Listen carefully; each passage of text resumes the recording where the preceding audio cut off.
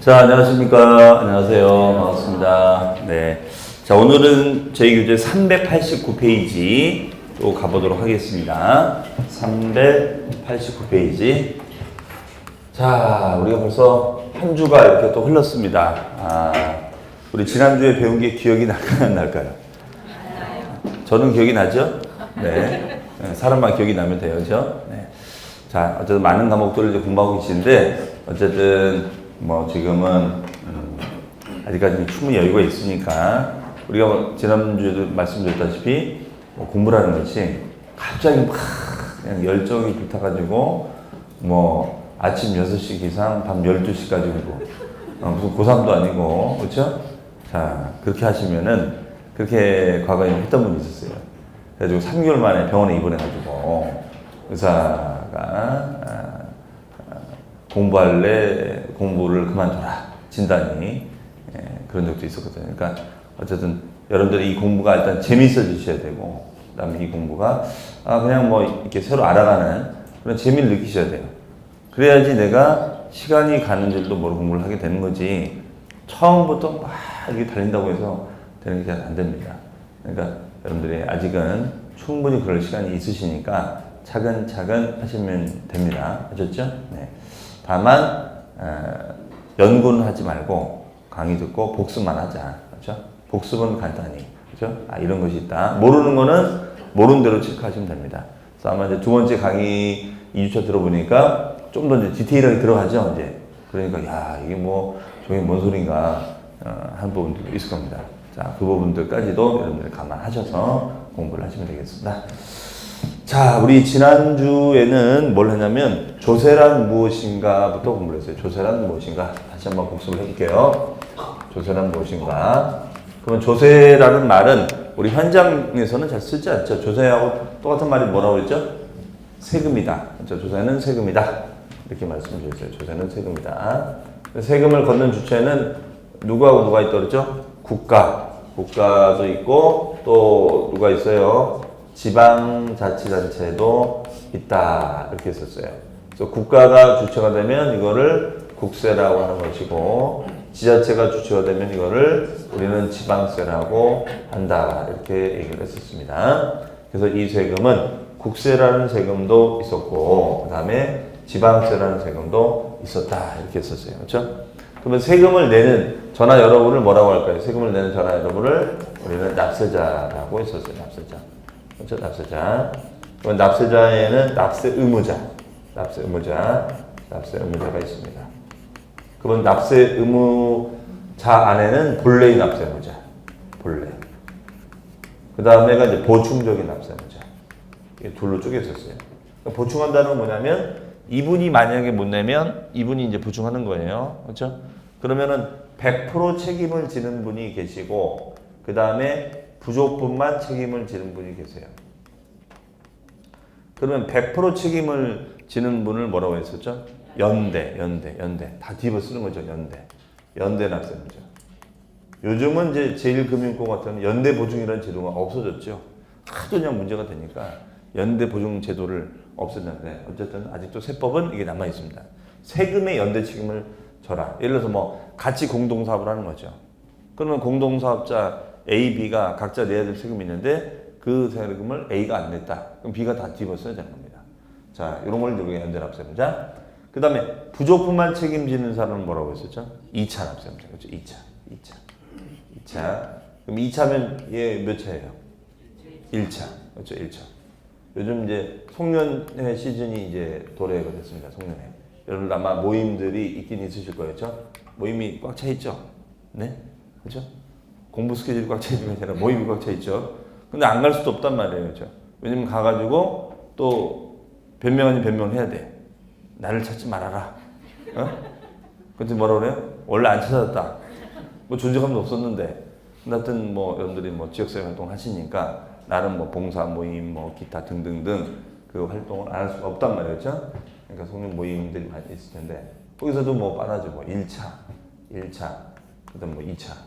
뭐 저희도 이제 우리 뭐 합격자 모임도 있고, 또 이제 학교 하시면은 이제 활동하시면 한우레라는 그런 모임이 있습니다. 그 모임에서 활동을 또 하실 텐데, 그거는 이제 중개사분들끼리 또 그 행사가 또 따로 있어요. 한우리 행사가.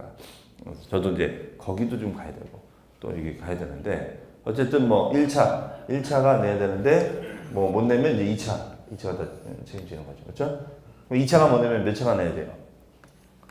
3차. 그건 솔직밖에 없다 그랬죠? 자, 우리 세금 제도는 3차는 없습니다. 2차까지입니다. 이게 솔직이 아니에요. 2차. 자, 그 다음에 납세 의무자와 담세자라는 말이 있었어요. 담세자.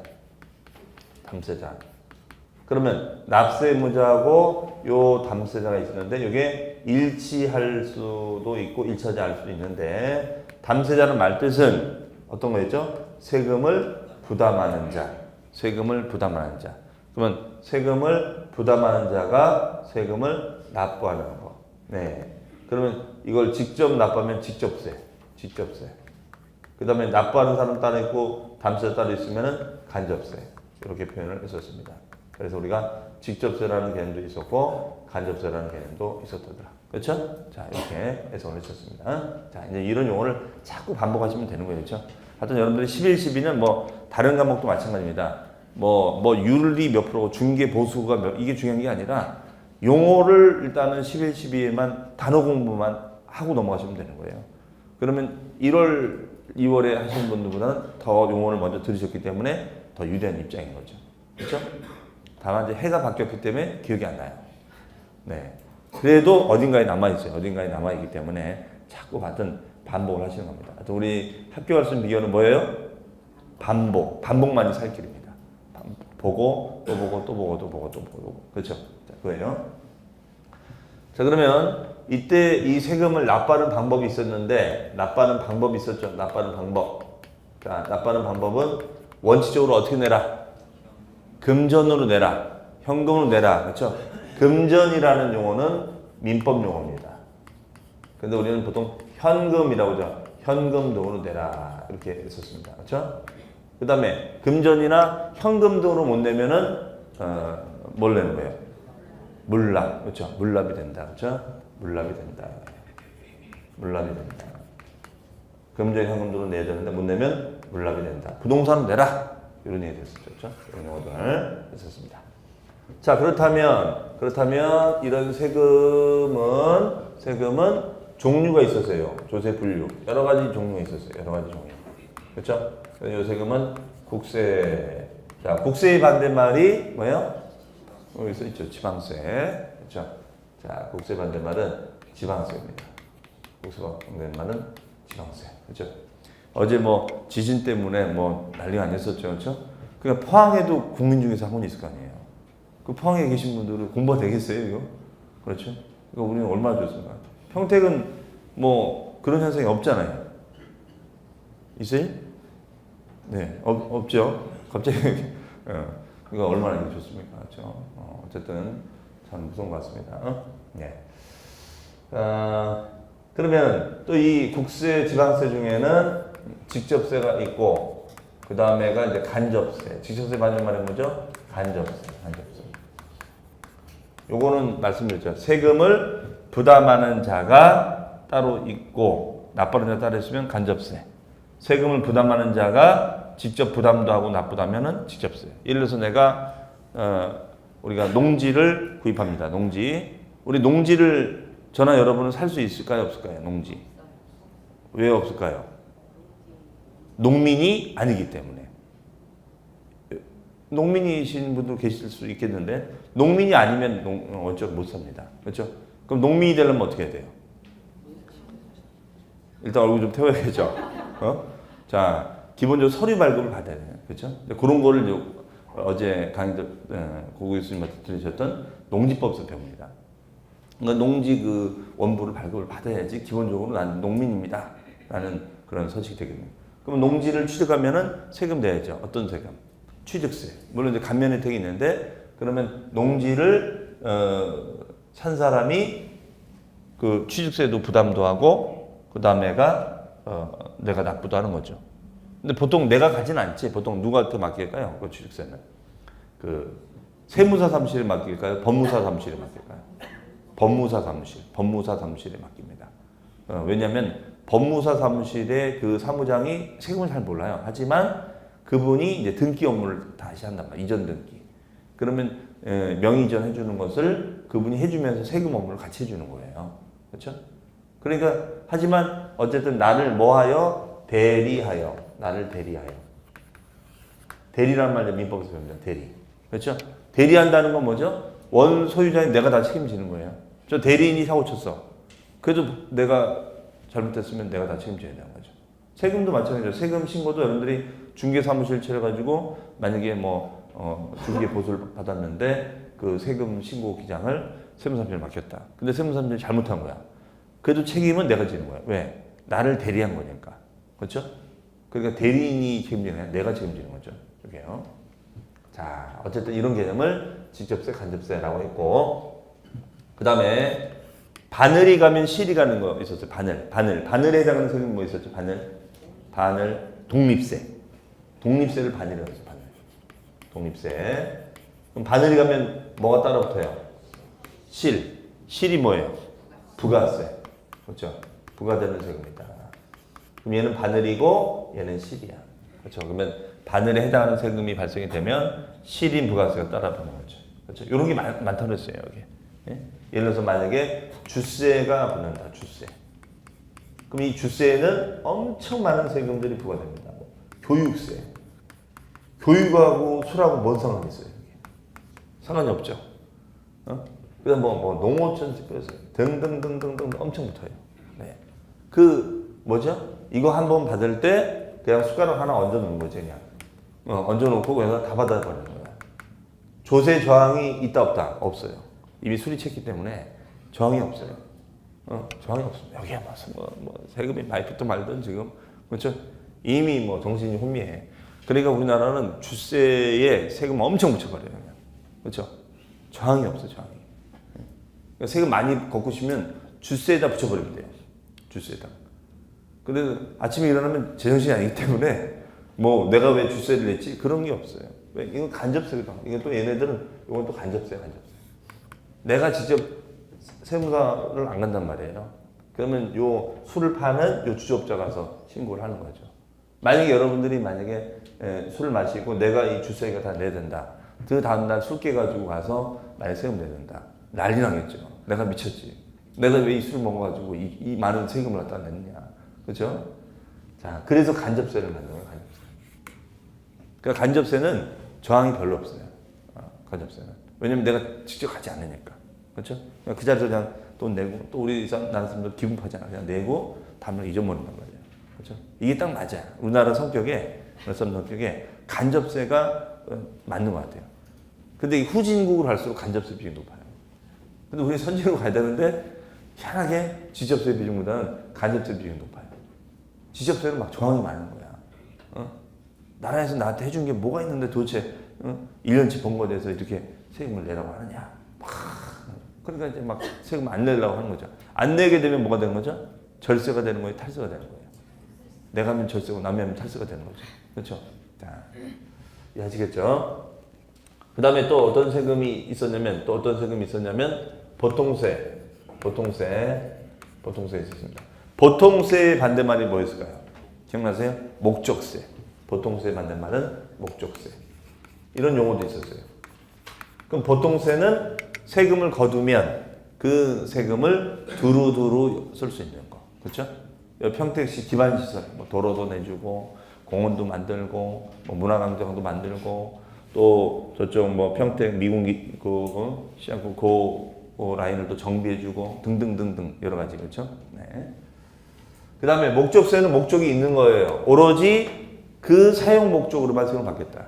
오로지 그 사용 목적으로 해서만 세금을 받겠다는 것이 목적세다. 이렇게 얘기를 하고 있습니다. 자, 그러면 이러한 것을 우리는 조세 분류를 하고, 그러면 이런 조세에서 알아낼 용어도 중요했었죠. 용어. 자, 용어.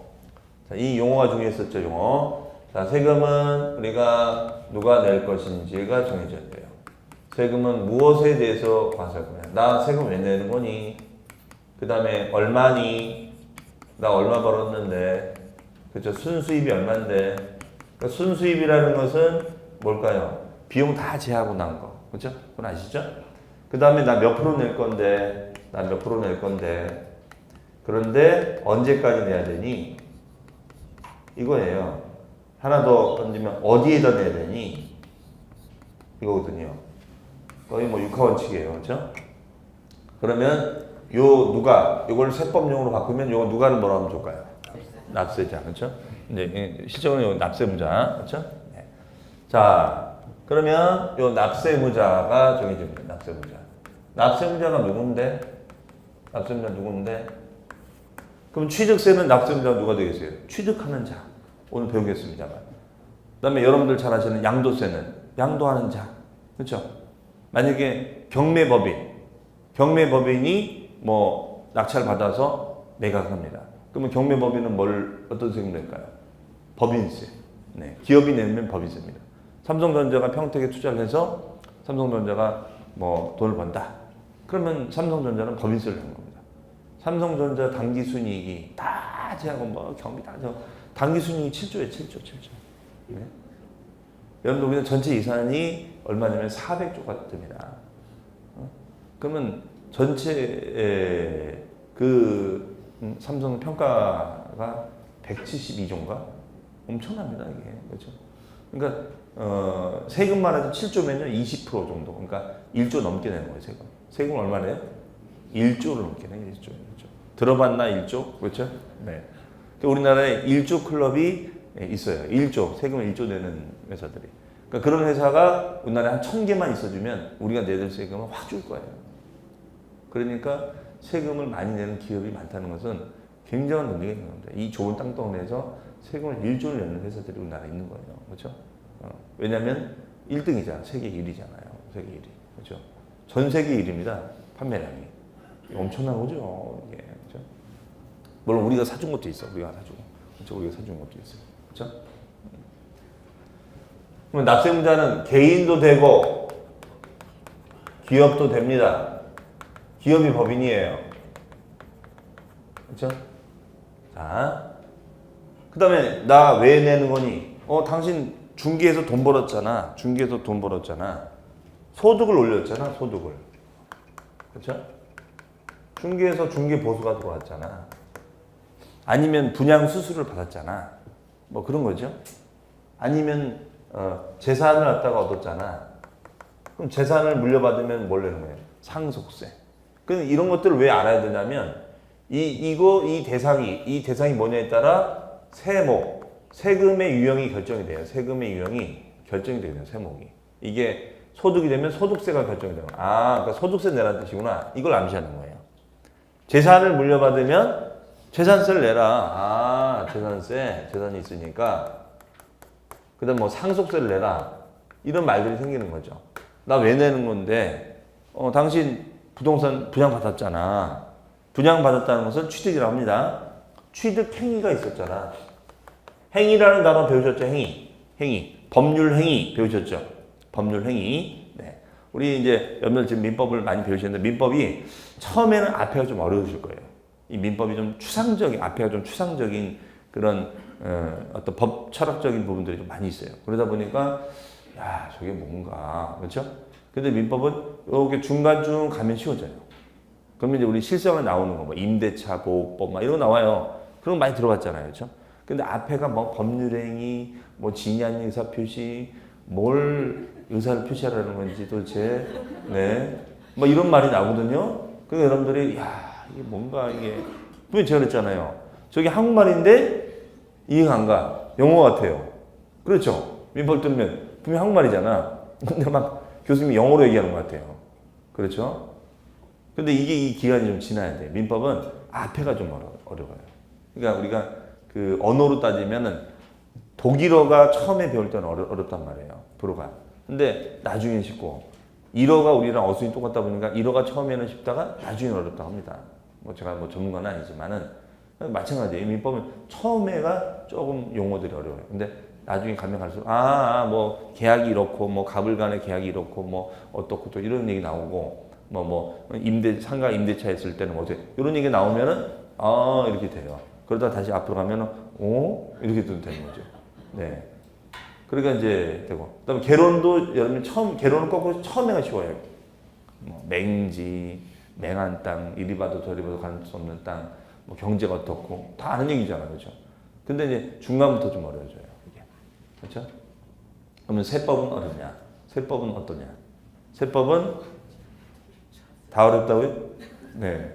그래서 세법은 여러분들이 실생활에서 그래도 직간접도 접해본 부분들이 있으니까 조금 나을 거예요. 일단, 그렇죠? 자, 그러면은 전혀 모르겠다. 그거 왜 그러냐? 본인이 재산이 없다 보니 뭐 세금을 내본 적이 있어야지. 그 세금을 내보신 경험들이 있으면은 이해가 빨라요. 특히 세무조사를 받아보신 분들은 세법을 잘하죠. 응? 세무조사를 받아서 처절하게 막 그냥 이제 가품을 겪으신 분들은 공부를 했을 거 아니야. 세무조사를 받았으니까. 그런 분들이 이 세법을 잘하시더라고요. 세무조사를 했다거나 장사를 해서 세금 많이 내봐가지고 추징처를 당했다거나 그런 아픔이 있는 분들, 그렇죠? 그런 분들. 자, 그래서 우리가 행위 이런 걸 법률 행위라죠. 취득이라는 법률 행위가 일어나면 취득세를 내세요. 이런 세목이 결정되는 거야. 세목이 결정돼야지 요 계산 방식, 요 계산하는 방식이 정해지겠죠.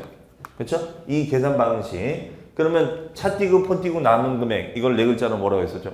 무슨 과세 표준. 맞습니다. 이것을 과세 표준이다라고 했었죠. 과세 표준. 과표로 했었어, 과표.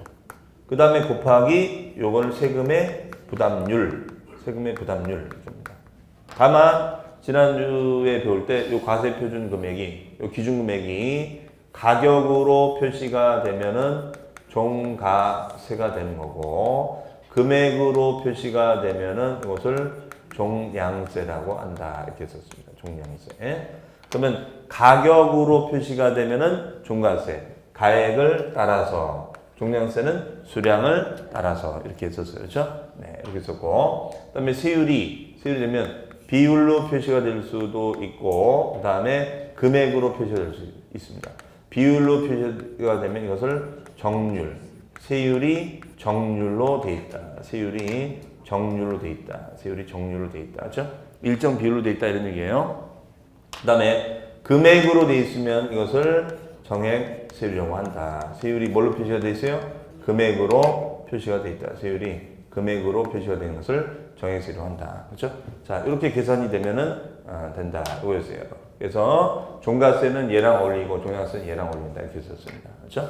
자, 그 다음에 이렇게 이제 계산된 세금을 우리가 이제 뭐야 언제까지 신고해주고 납부를 해주면 되겠죠. 이것을 우리는 신고 납부 기한이다라고 했습니다. 기한. 자, 기한이라는 용어는 언제까지 뭐뭐 해 주세요. 안 하면 세금을 더 내세요. 그렇죠? 그러니까 이건 의무였어요. 의무. 그런 이런 의무를 이행하지 않으면 세금을 더 내야 돼. 알파로. 그렇죠? 그럼 알파로 더 내는 것을 뭐라고 한다? 가산세라고 한다. 가산세라고 한다. 이렇게 썼습니다. 가산세. 그러면 요 가산세를 내는데 그러면 어디에다가 신고하고 납부할 것인가? 그럼 그 어디를 우리 세법에는 납세지라고 했습니다. 납세지. 그렇죠? 어디? 이걸 납세지. 그러면 요 납세지는 세금을 납부하는 기준 장소, 세금을 납부하는 기준 장소를 납세지라고 했었습니다. 세금 납부하는 기준 장소를 납세지라고 한다. 그렇죠? 자, 이렇게 되겠습니다. 그래서 납세 의무자부터 출발해서 그 다음에 요 납세지까지 연결이 된다라고 보시면 되겠어요. 그렇죠? 자, 이게 여러분들 이제 앞으로 세목별로 공부하시면 계속 나오는 용어예요. 맞죠? 일단 이 용어를 딱 내가 머릿속에 잡아 놓으시면은 딱딱 이제 맞춰만 들어가면 되겠죠. 그렇죠? 여기까지 우리가 지난주에 공부를 했던 겁니다. 자, 그러면 여러분들 우리 교재에 보시면 그 389페이지 그 현행 법령에 따른 조세체계 해서 제가 거기다가 뭐 그림 비슷하게 해놨죠. 이 표를 외우라는 것이 아니라 이제 이걸 보면서 우리가 이제 단어 공부를 이제 했으니까 자, 조세는 크게 국세가 있고 지방세가 있다. 근데 국세는 내국세, 국내 안에서 이루어지는 세금이 있는데 직접세하고 간접세가 있다. 직접세 배웠죠? 직접세는 뭐예요? 납세무자와 담세자가 일치하는 개념. 간접세는 불일치하는 개념. 그다음에 소비세, 유통세는 아시겠죠? 소비. 물건을 소비하면 내는 거. 그렇죠? 뭐 부가치세라든가 이런 것들. 유통세라는 것은 이게 사고 파는 걸 유통이라고 하죠. 그러니까 만약 내가 주식을 사고 팔았다. 그러면 주식을 거래하는 거잖아요. 주식을 유통하는 거죠. 그럼 내는 것이 바로 이제 유통세라고 합니다. 그 다음에 지방세. 자, 지방세는 보통세하고 목적세가 있다. 보통세는 뭐예요? 세금을 거뒀을 때 두루두루 쓸 수 있는 거고, 목적세는 오로지 그 목적에만 쓰는 거다라고 했었죠. 그렇죠? 네. 자, 가볍게만 이건 보세요. 가볍게 써놓은 거니까. 그다음에 부동산 활동별 관련 조세. 어쨌든 우리가 부동산 세금은 취득할 때 내는 세금, 보유할 때 내는 세금, 양도할 때 내는 세금. 이렇게 세금이 이렇게 많이 있습니다. 자, 그 중에서 우리 시험범위 있는 게 취득 단계에 있는 거는 자, 밑줄. 취득세, 농어촌 특별세, 등록면허세, 지방교육세. 여기 우리 시험범위에 들어가는 세목이에요. 취득세, 농어촌 특별세, 등록면허세, 지방교육세. 보유 단계는 자, 재산세 밑줄, 지방교육세 밑줄, 종합부동산세 밑줄, 농어촌 특별세. 네, 이런 것들이 들어갑니다. 그 다음에 소득세. 소득세는 뭐냐면 임대소득세 같은 거, 임대. 우리 가지고 있으면 임대하잖아요. 내가 오피스텔을 분양을 받으면 그거 임대하잖아요, 임대. 그렇죠? 그러면 임대 수입이 생기죠. 그 다음에 양도 단계. 팔았을 때 내는 세금은 뭐가 있어요? 양도소득세 또는 지방소득세가 있다라고 되어 있습니다. 네. 자, 그러면 여러분들 그 다음 페이지 가보시면 납세의 성립확정 소멸. 자, 별 표시 하나 해놓으시고, 자, 요게 이제 우리 시험에서 자주 언급이 됐어요. 이번 시험에서 나왔었고 했었는데요. 자, 요건 이제 뭐 하는 거냐? 이거죠, 뭐. 우리가 세금을 사실 낸다는 것은 납세자의 재산, 저나 여러분의 재산을 국가나 지자체가 뺏어가는 거예요. 그럼 국가나 지자체가 뺏어가는데 이거를 아무런 근거도 없이 막 뺏어가면은 당연히 저항을 하겠죠? 그렇죠? 그러면 저항이 심해지면 그게 이제 혁명이 일어나는 거예요. 그렇죠? 옛날에 프랑스 혁명이 뭡니까? 세금 때문에 못 살겠다. 그렇죠? 혁명이 일어난 건데, 그래서 이제 요즘 현대사에서는 그러면 법적 근거를 내가 마련해 주겠다. 누구나 이거는 지켜야 된다. 그래서 우리 세법은 조세법률주의라는 걸 만들었습니다. 조세법률주의에 따라서 세금을 받겠다.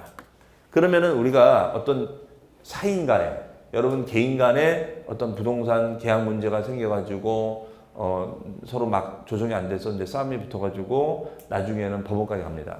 그러면은 요 평택 법원에다가 소송을 갖다가 제기했다. 그렇죠? 그럼 소송 절차가 있거든요. 소송 절차. 먼저 뭐 내용 증명을 보내고 이런 요식 절차가 있어요. 마찬가지로 세금도 어떤 절차를, 법률주의에 따라서 절차를 거쳐서 세금이 결정되는 거지 뭐 대충 내는 것이 아니다 이거예요. 그 절차를 설명해 놓은 게 이 개념이에요. 이 개념. 아셨죠? 그래서 납세의 성립확정소멸은 납세무의 절차를 법으로 명시해 놓은 거예요. 납세무의 절차가 어떻게 이루어졌는지, 이런 절차법적 측면에서 만든 개념이 되겠습니다. 그러면 자, 맨 처음에 그러면 납세무 절차는 1단계에 있어요. 1단계, 그 다음에 2단계, 그 다음에 3단계를 거칩니다. 그래서 1단계가 되고 그 다음에 2단계, 그 다음에 3단계로 가요. 그러면 1단계 절차는 뭐냐면 납세의 성립 절차예요. 납세의 성립 절차. 납세무가 성립돼야 돼요. 됩니다. 그러면 납세무가 발생되고 성립된다는 뜻은 뭐냐면 우리가 배웠던 자, 과세 요건이 충족되는 거. 과세 요건이 파악되는 상태. 충족되는 상태를 말해요. 충족되는 상태를 우리는 납세의 성립이다라고 합니다. 요건이 파악되는 상태를 말해요. 요건이 파악되는 상태를 우리는 납세의 성립이라고 합니다. 그러면 요건이라는 개념은 어떤 거냐? 여기에서 요게 요건이야. 누가 낼 건지 정해져야 돼. 그래야지 세목이 정해질 거잖아요. 그렇죠? 개인의 소득이다. 그러면 소득세를 내는 거예요. 근데 기업의 소득이다. 그럼 법인세를 내야 되거든요. 그러니까 이 납세는 누군지를 파악해야 되고, 소득. 자, 요걸 우리가 뭐라 하냐면 과세 대상. 요걸 지난주에 과세 대상을 했었죠. 과세 대상이 정해져야 돼요. 그 다음에 얼마 벌었는데 수수료 얼마인데 과세표죠. 몇 프로 낼 건? 근데 세입. 정률로 할 건데 정액으로 할 건데. 이게 정액. 이런 요건이 정해져야지 곱하기 세금을 계산할 거 아닙니까? 그렇죠?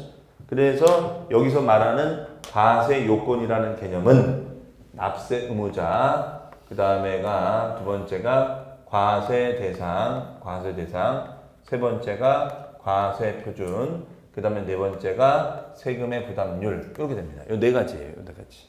이 네 가지가 정해지는 거예요. 이 네 가지. 이 네 가지를 정해주는 것을 말한다. 이렇게 보시면 되겠어요. 그래서 납세무자, 과세대상, 그다음에 과세표준, 세금률 이렇게 네 가지가 정해지는 것을 말합니다. 그러면 네 가지 요건을 파악하는 거예요. 네 가지 요건을 파악하는 상태를 말한다라고 보시면 되겠습니다. 그러면 이제 성립이 되고 나서 그 다음에 이제 두 번째는 뭐냐면 확정을 짓는 거예요. 성립이 되고 나서 우리가 확정을 짓는 겁니다. 두 번째는 확정을 짓는 거, 확정. 자, 확정을 짓는 거죠. 그러면 요 네 가지 자료 가지고 확정을 어떻게 되느냐? 과세 표준에다가 곱하기 세율을 곱하는 거예요. 과세 표준에다가 곱하기 세율을 곱하는 거예요. 그렇죠? 그래서 요 부분에 대해서 우리가 세액 계산을 합니다. 세액 계산을 하는 거죠, 세액 계산. 뭐니 해도 머니 계산이 제일 중요하잖아요. 그렇죠? 머니 계산. 그럼 머니 계산하는 방식이 있죠. 확정하는 방식이 있어요. 방법은 두 가지. 신고서를 작성하는 거죠. 신고서를 작성하는 거예요. 저나 여러분이 신고서를 작성하는 거죠. 근데 내가 할 줄 모르니까 이거 누구한테 맡겨요? 세무사 사무실에 김사무장한테 맡기는 거죠. 그럼 그 김사무장이 하는 겁니다. 세무사가 하지는 않아요. 네. 세무사분들은 그냥 이론적으로 이제 이렇게 개념적으로 알지 실제 전산 입력하고는 다 사무장들이 하죠. 사무장들이 다 합니다. 그렇죠? 세무사는 판단만 해주는 거죠. 이게 맞냐 틀리냐. 그렇죠? 그러니까 실무자가 잘 뭐든지 그러잖아요. 격리 이사 어떤 이사가는 다 사인하는 거지 뭐 자기가 디테일한 거 모르잖아요. 그렇죠? 다만 판단만 큰 흐름만 판단해 주는 거죠. 그렇죠? 어디나 마찬가지예요. 세무서도 맞아요. 세무조사관도 실무조사관이 다 하는 거지 그 위에 있는 과장들은 디테일한 거 잘 몰라요. 알고 싶지도 않고. 그렇죠? 그냥 큰 흐름 뭐 맞겠지? 예. 알았어. 그렇죠? 그거예요. 그러니까 위로 올라가면 올라갈수록 어때요? 이 사인이 부담스러운 거야. 어떤 은퇴하신 분이더라고. 자기가 직장생활 그만두고 이 공인중개사 공부하는데 너무 좋은 게 뭐냐면 매일 사인 안 해도 좋다. 매일 사인 안 해서 그게 너무 좋다는 거야. 사인한다는 것은 책임을 지는 거잖아요. 그렇죠? 이번에 뭐 댓글 사건 뭐 이런 거 다 내가 사인한 거 때문에 이거 그렇죠? 담당자로서 그 부분이 항상 이게 문제가 되는 건데 그런 것처럼 자 그러면 이제 신고서를 이제 내가 해야 되는데 모르면 이제 맡기죠. 아니면은 사실 편한 게 이거야. 가만히 앉아 있으면 날라와. 뭐가 날라와요? 고지서 날라와. 고지서. 그렇죠? 그러니까 여러분 집에 날라오는 게 세금 고지서 아니면은 과태료 아니면은 이제 카드 사용 대금 뭐 이런 거죠, 뭐. 그렇죠? 자, 그럼 고지서가 날라오는 거야. 그러면 우리 시험 범위는 세목이 취득세는 어떠냐? 취득세는 취득하는 자가 신고하는 거예요, 신고. 얘는 신고서를 취득하는 자 작성해서 고지가 되는 겁니다.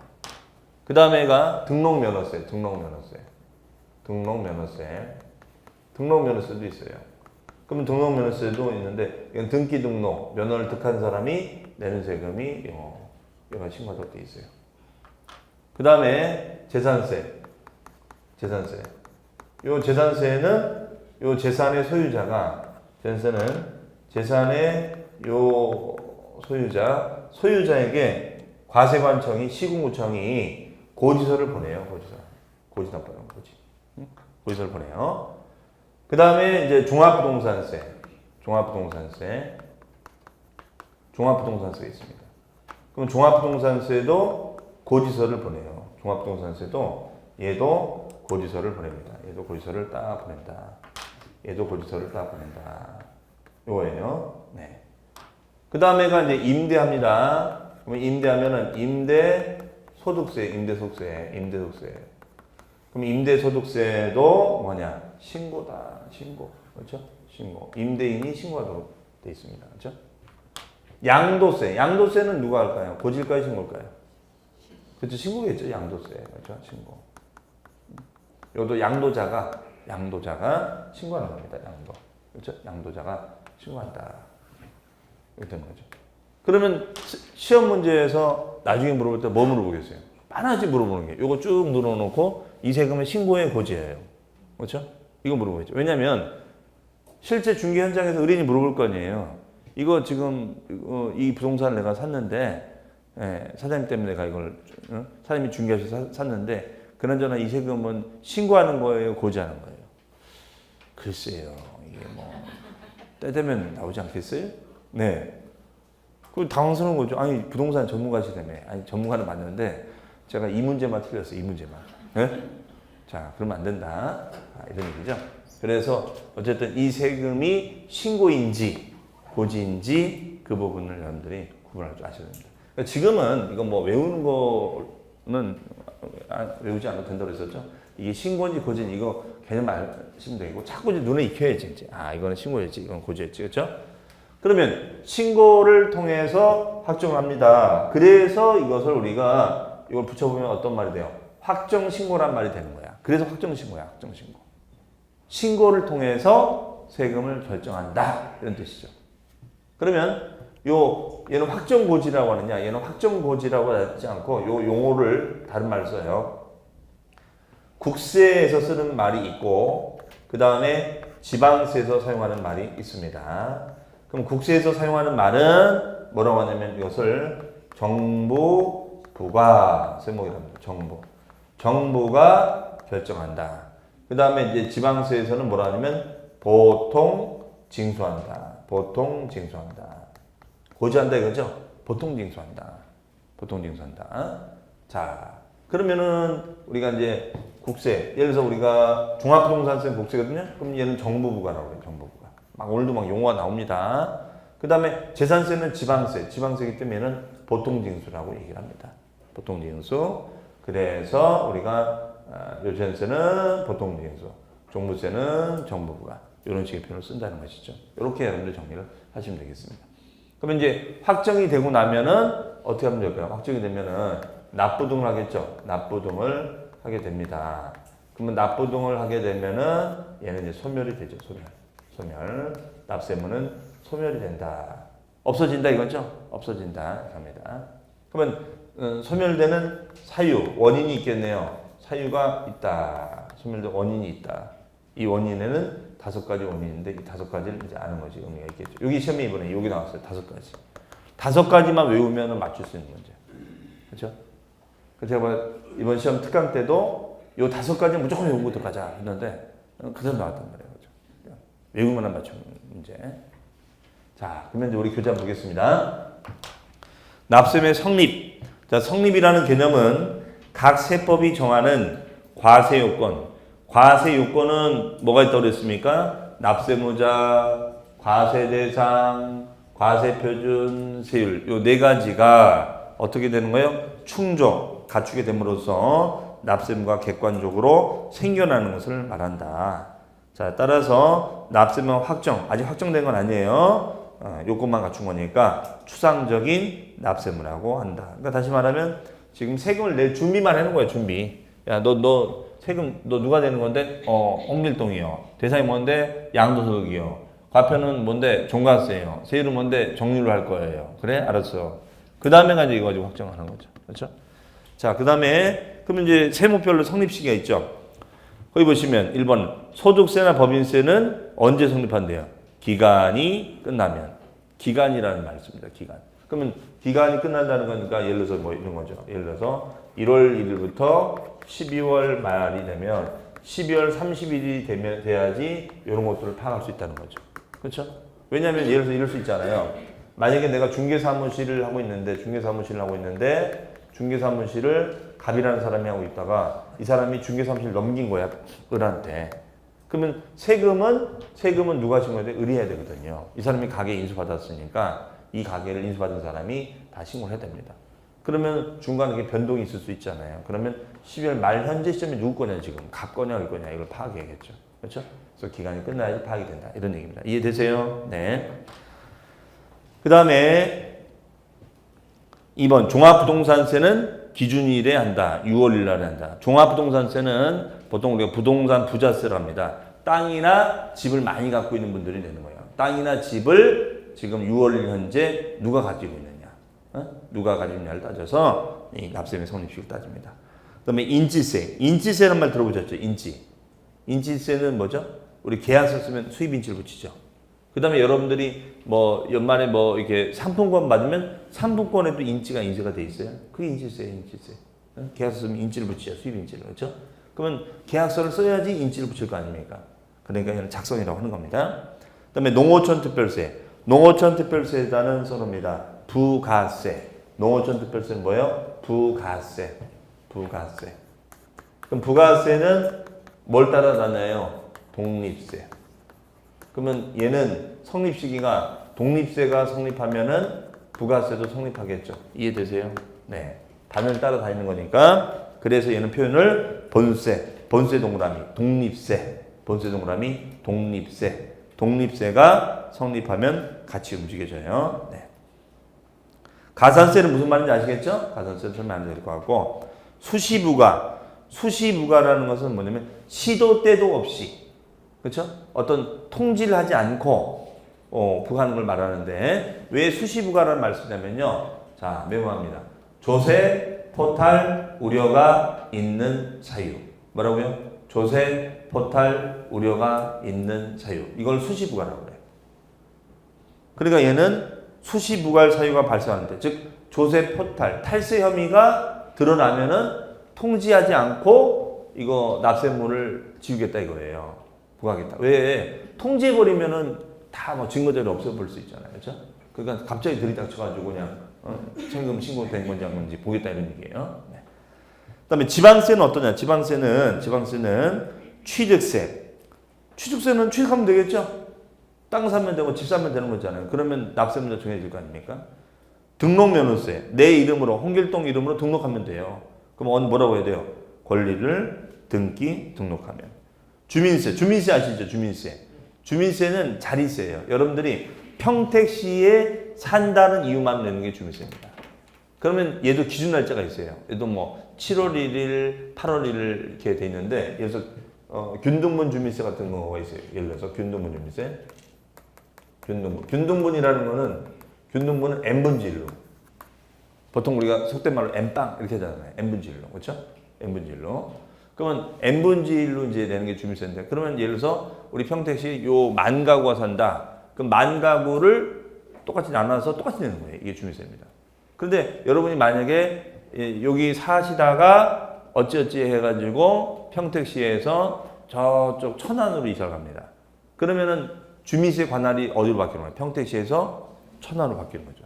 그럼 주민세는 천안에서 고지서를 보내는 거예요.